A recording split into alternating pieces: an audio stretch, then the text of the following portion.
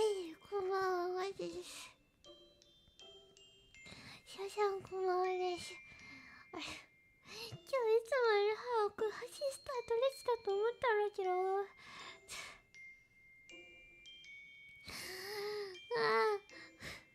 ま、配信を始めようと思って、画面を切り替えた瞬間に、マイクが落っこってきちゃって、すごい焦りました。マイクがシュポーってクシャのマイクつけてる棒から外れて、そう、怒ってちゃって、配信どころじゃなくなっちゃって焦りました。ごめんなさいです。やるもちゃんとマイクできました。ちゃんとね、マイクつけるようになってきたのよ。そう。で、あとは、よいしょ。はじめましても、ちゃんとできました。よしよし。よし。今日は、あれ、新しいお洋服と、お部屋もね、そう、ちょっと変えただよ。そう。お部屋も、いつもの、おばちさんのお部屋じゃなくて、本がいっぱいあるところに変えただよ。そう、だから今日ちょっとね、いつもより人数あるよ。いっぱい新しくしました。よし。今日のお話どうしよう。今日お仕事行ってたのはね、クシャのお誕生日だからってね、ネシちゃんはね、そう、ご飯にね、連れてってくれたのよ。そう、たまにはお外のご飯食べようかって、そう言ってくれてね。そう。あの、すごいね、父がね、いっぱいあるとこにね、連れてってもらったの。そう、ね、この並んでるそう、全部食べていいんだって言われた時ね、クシャンね、すごく嬉しかったの。そう、いっぱいね、並んでたんだよ。いちごのやつと、あとね、あれ何の、あったっけ、いちごとバナナと、あとね、プリンのやつもあったかな、プリンのやつと、あと、チーズケーキとか、そういっぱいあっただよ。そう。あ、ティラミスもあったね、ティラミス。そう、ティラミスもあったよ。そう。でね、お店の中に並んでるケーキ、そう、そう、どれもね、一個ずつね、食べていいやつなんだって。そう。だからね、そう、一個ずつね、食べたのよ。そう。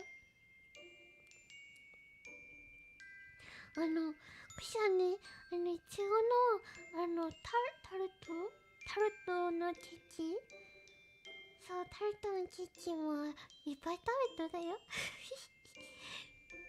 そう、ティラミスあっただよ。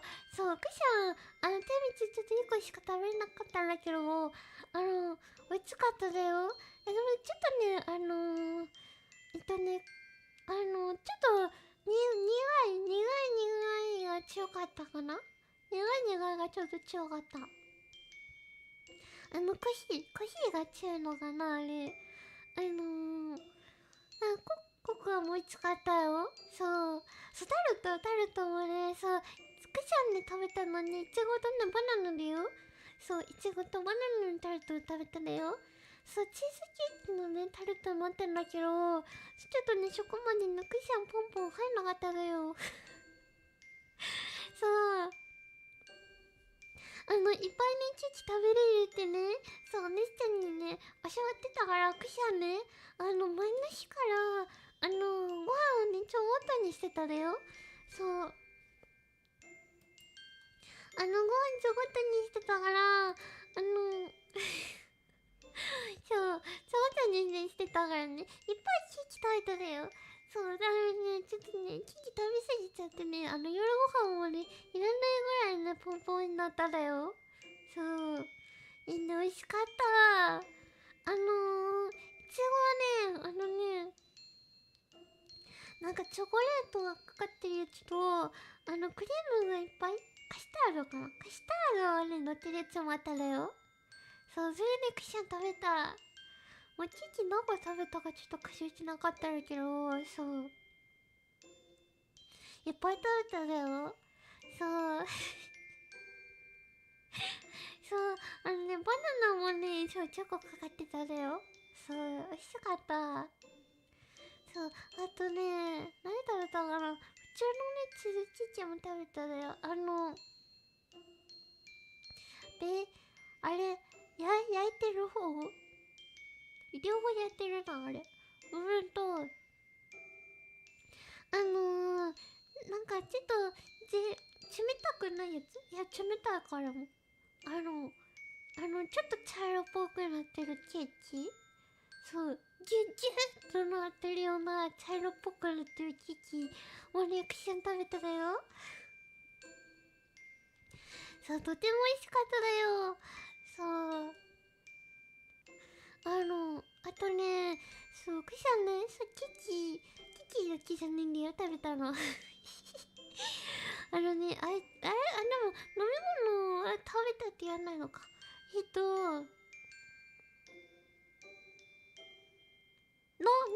なんだ。そう、クシャンね、飲み物を2つ飲んでたよ。ココアと、あと、紅茶、ティーポットに入ってる紅茶を飲んだだよ。そう、何の紅茶がちょっとクシャンわかんなかったんだけど、そう。なんかね、リプトンちゃんとはね、全然違う味だっただよ。そう、でもね、ミルク入れたらね、すごく美味しかっただよ。そう、それとね、ケーキをね、そう、いっぱい食べただよ。そう、お誕生日っていいね。お誕生日って楽しかっただよ。いいね。こんないっぱい食べれるんだ、お誕生日ってケーキ。いっぱいいっぱい食べちゃった。そう、くしあらい次の誕生日もすごく楽しみだよ。そう、またね、いっぱいね、プリンとかケーキとか食べれたらいいなと思うんだよ。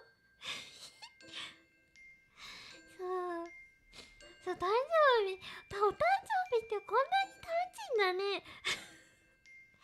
そう、すごいよ、お誕生日。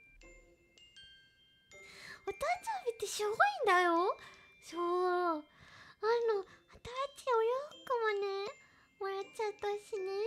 ケーキもね、いっぱい食べちゃったしね。そう。すごいんだよ。そう、クシャはね、そう、初めてのお誕生日だったんだけど、すごく楽しかったのよ。みんなにね、おめでとうって言ってもらえるのもね、すごく嬉しかった。もうすごく楽しかったのよ。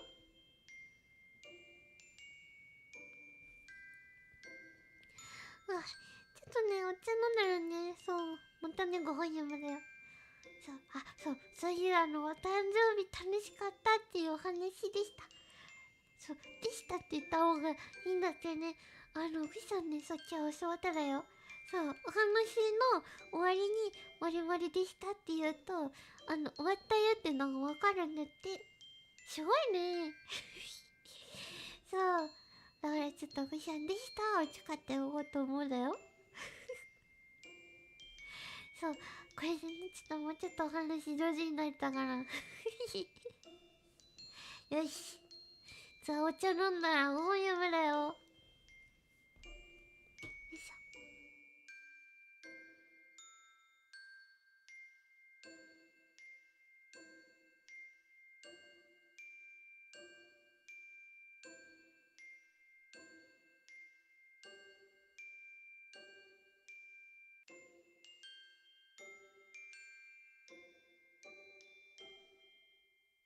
よいしょよいしょ。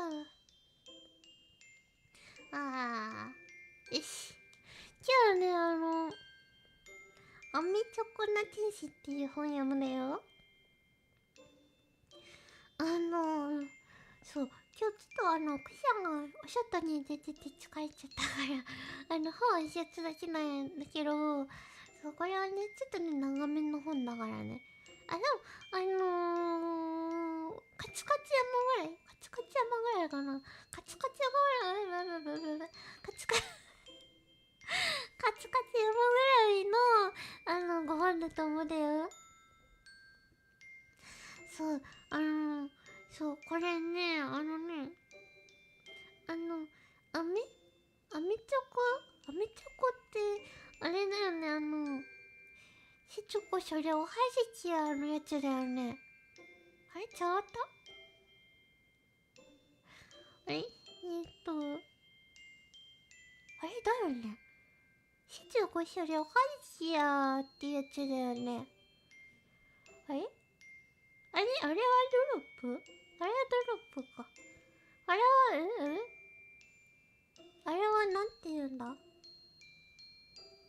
グーグル先生。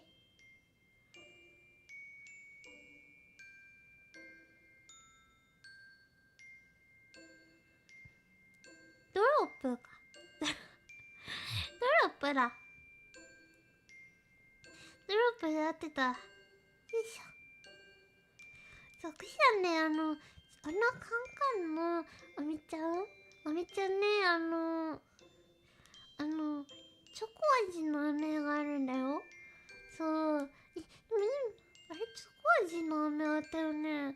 そう、ねしたにね、前にもらったカンカンのあみちゃんにはね、チョコ味入ってたんだけど、多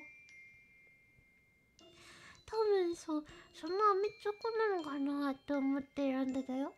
そう、アメ美味しかっただよ。そう、すごいな、カンカンの中にね、アメちゃんが入っててね、そう、カランカランって言うんだよ。でもちょっとね、カンカンっていうのがちょっと変だったんよ。そう、だからね、クシャンね、本当はちょっと怒られちゃうかもしれないんだけど、うちのおかぎをね、使ってね、そうグッグッグーっつって開けただよ。よいしょ。多分そのアメチョコだと思うんだけど、そう。アメチョコの天使っていうご本を読むだよ。よし。じゃあ読みます。あ、この方の名前なんだっけ。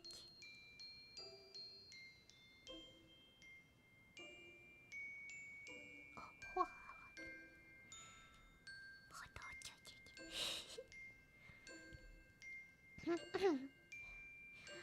アメチョコの天使、小川めめい。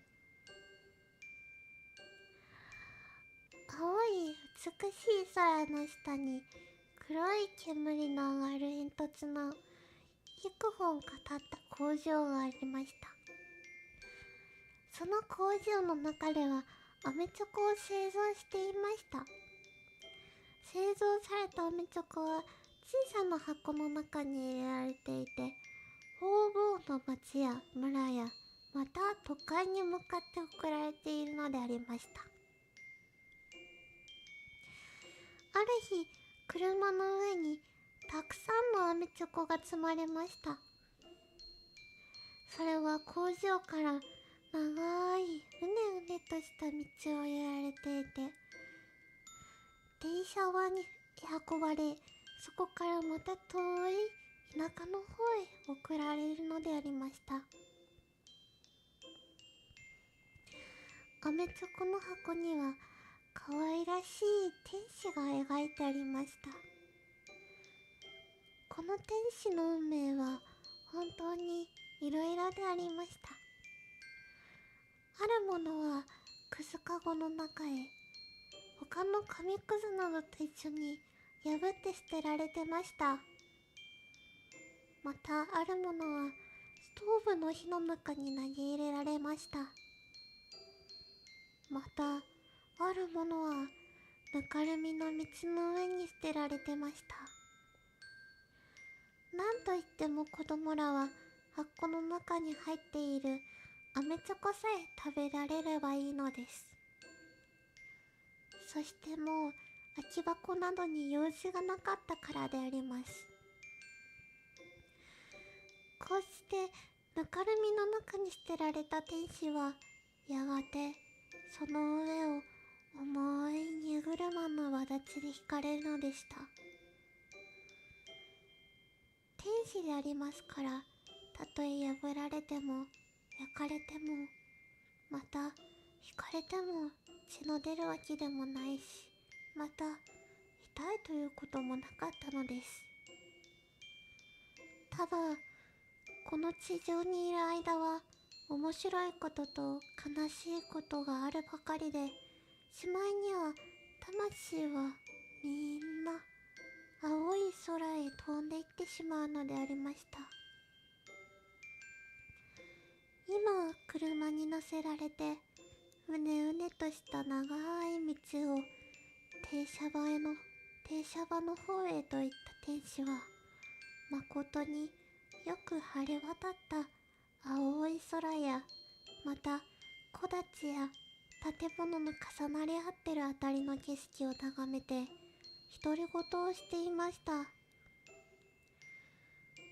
の黒い煙の立ってる建物はアメチョコの製造されている工場だな。なんといい景色ではないか。遠くには海が見えるし、あちこちには賑やかな街がある。同じ行くものなら俺はあの街へ行ってみたかった。きっと面白いことやおかしいことがあるだろう。それなのに今俺は停車場へ行ってしまう。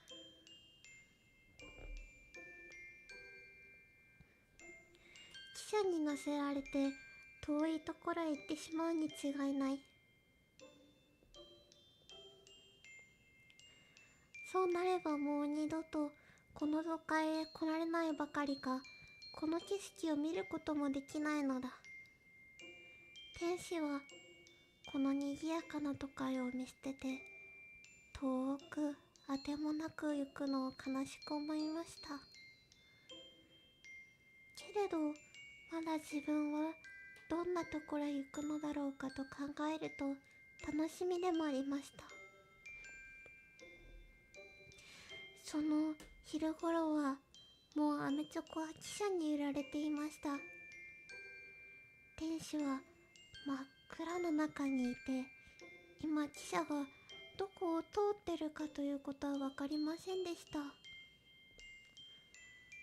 その時汽車は野原やまた丘の下や村外れや、そして大きな川にかかっている鉄橋の上などを走ってずんずんと東北の方へ向かって走っていったのでした。その日の晩方、ある寂しい小さな駅に汽車が着くと、アメチョコはそこで降ろされました。そして汽車はまた暗くなりかかった風の吹いている野原の方へポッポッと煙を吐いていってしまいました。アメチョコの天使はこれからどうなるのだろうかと、半ば頼りないような、半ば楽しみのような気持ちでいました。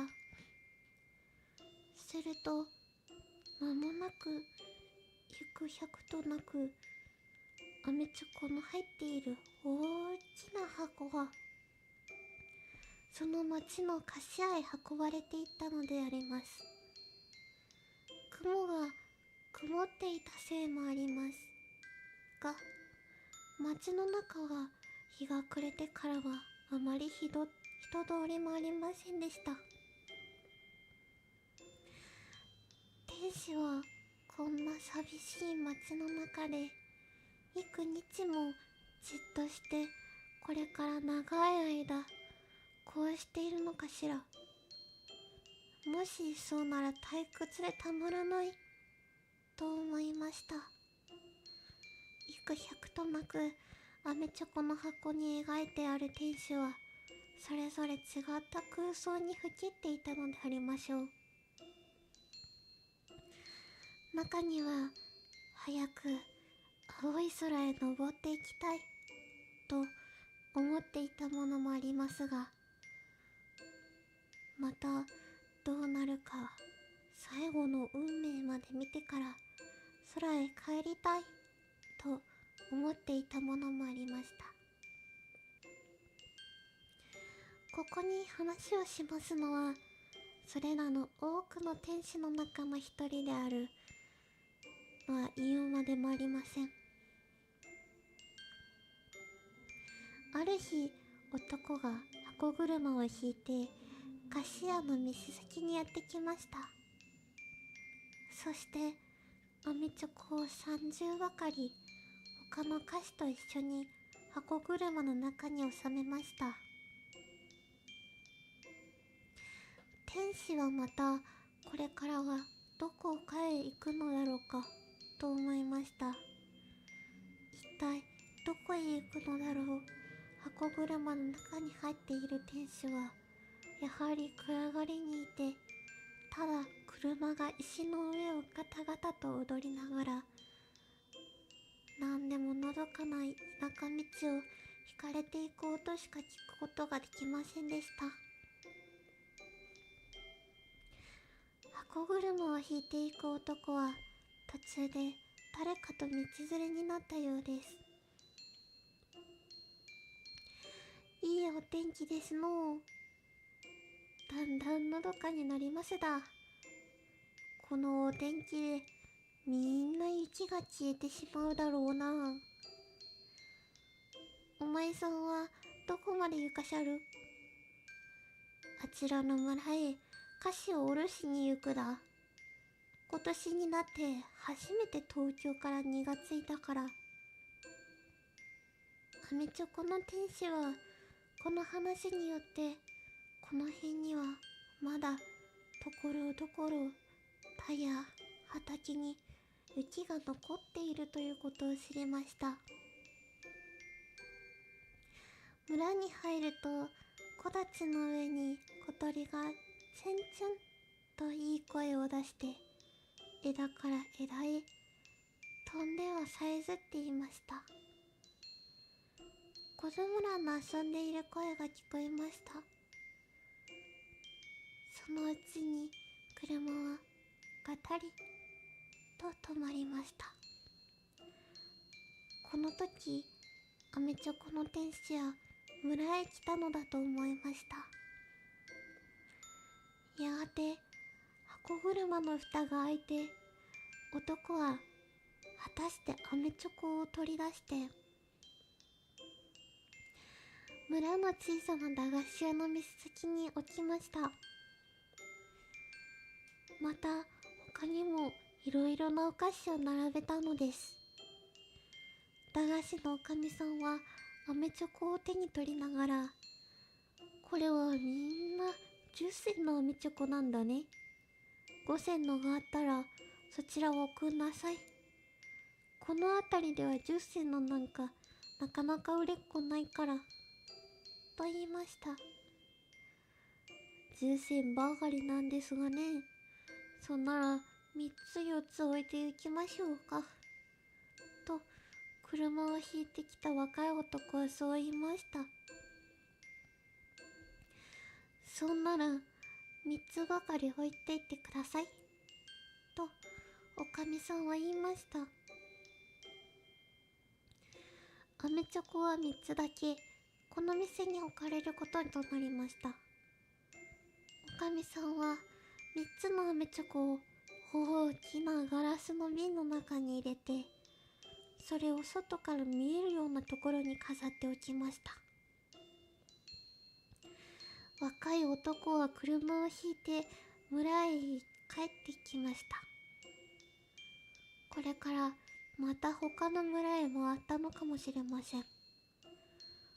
同じ工場で作られたアメチョコは同じ汽車に乗ってついここまで運命を一緒にしてきたのだが、これから互いに知らない場所に分かれてしまわなければなりませんでした。もはやこの世の中ではそれらの天使は互いに顔を見合わすようなことはおそらくありますまい。いつか青い空に登っていってお互いにこの世の中で経てきた運命について語り合う日よりは他になかったのであります。瓶の中から天使は家の前に流れている小さな川を眺めました。水の上を日の光がキラキラ照らしていました。やがて日は暮れました。田舎の夜はまだ寒く、そして寂しかった。しかし夜が明けると小鳥が例の木立に来てさえずりました。その日もいい天気でした。あちらの山あたりは霞んでいます。子供らはお菓子屋の前に来て遊んでいました。この時、アメチョコの天使は、あの子供らはアメチョコを買って自分をあの小川に流してくれたら、自分は水の行くものにあちらの遠い霞だって山々の間を流れてゆくものを空想したのであります。しかしおかみさんがいつか言ったように、百姓の子供らは10銭のアメチョコを買うことができませんでした。夏になるとツバメが飛んできました。そしてその可愛らしい姿を小川の水の表に映しました。また暑い日盛りごろ、旅人がメス席に来て休みました。そしてよもの話などをしました。しかしその間誰もアメチョコを買うものがありませんでした。だから天使は空へ登ることも、またここから他へ旅をすることもできませんでした。月日が経つにつれ、ガラスの瓶は自然に汚れ、また塵がかかったりしました。アメチョコは憂鬱な日を送ったのであります。やがてまた寒さに向かいました。そして冬になると雪はちらちらと降ってきました。天使は田舎の生活に飽きてしまいました。しかしどうすることもできませんでした。ちょうどこの店に来てから1年目になったある日のことでありました。菓子屋の店先に一人のおばあさんが立っていました。何か孫に送ってやりたいのだが、いいお菓子ありませんかとおばあさんは言いました。ご隠居さん、ここには上等のお菓子はありません。アメチョコならありますが、いかがですかと菓子屋のおかみさんは答えました。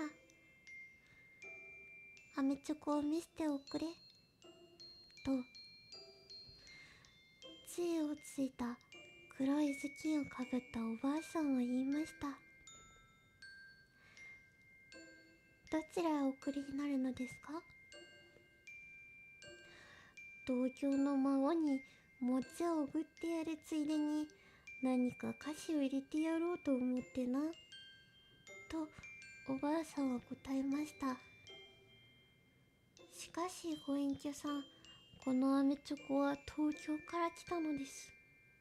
なんだってここからの志だからな。そのアメチョコを送っており、と言っておばあさんはアメチョコを3つと向かってしまいました。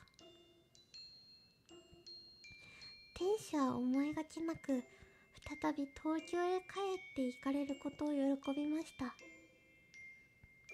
来る日の夜、早暗い貨物列車の中に揺すられて、いつか来た自分の同じ線路を都会を指して走っていったのであります。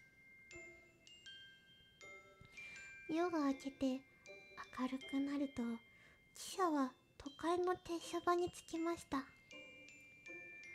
そしてその日の昼過ぎには小包は宛名の家へ配達されました。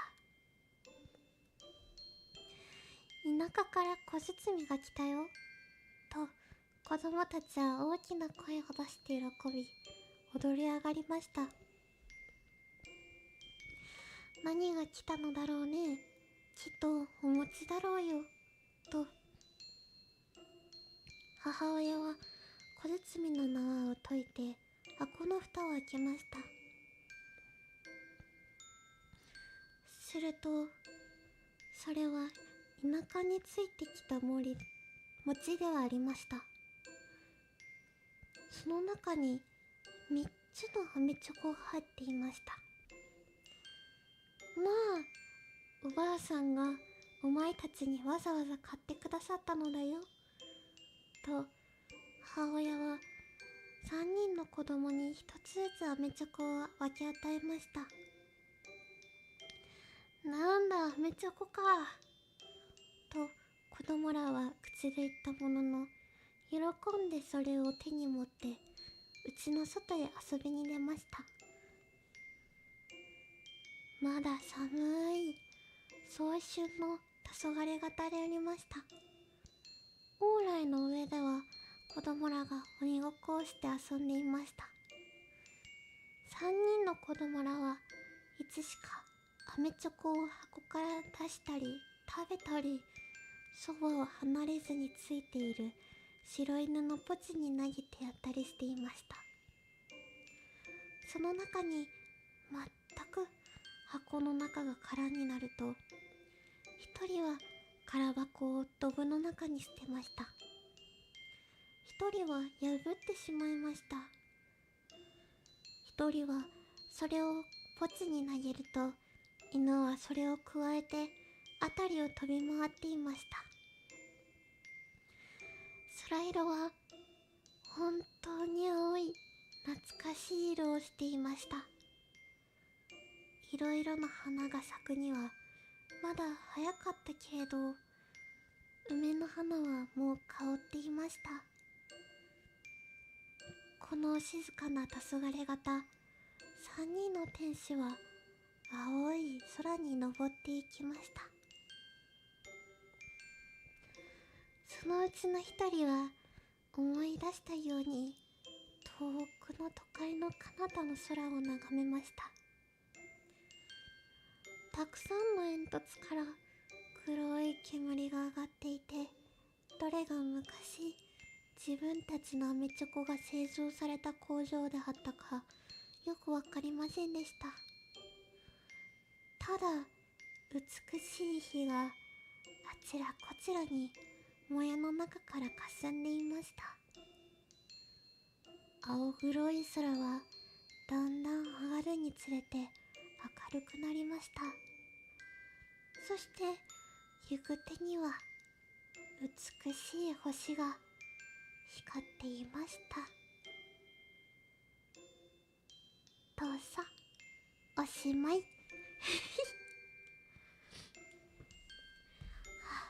ほっとお茶を飲みます。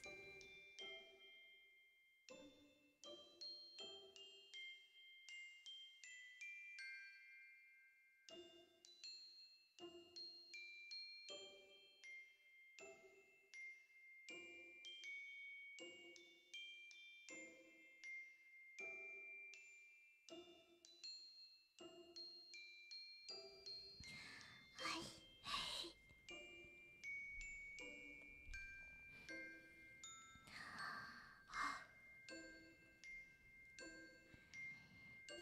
今日は一本でのから。今日は一冊だったけれど、そこそこ長めにこれご飯やめてよかったと思うだよ。あ、トールさんもありがとうコメント。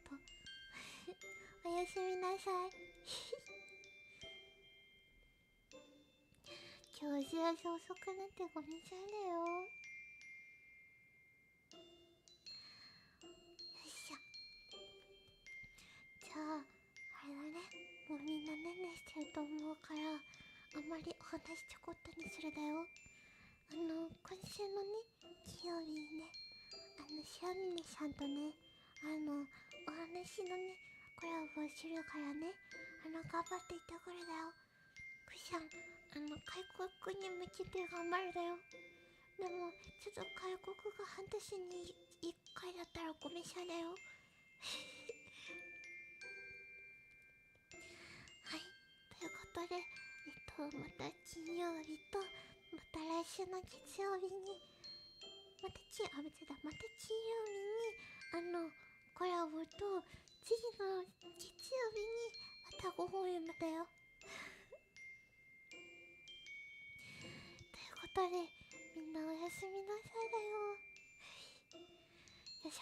じゃあ、みんな、あったかいお布団に入って、ぬくぬくとして、いい夢が見られますように。おやすみなさーい。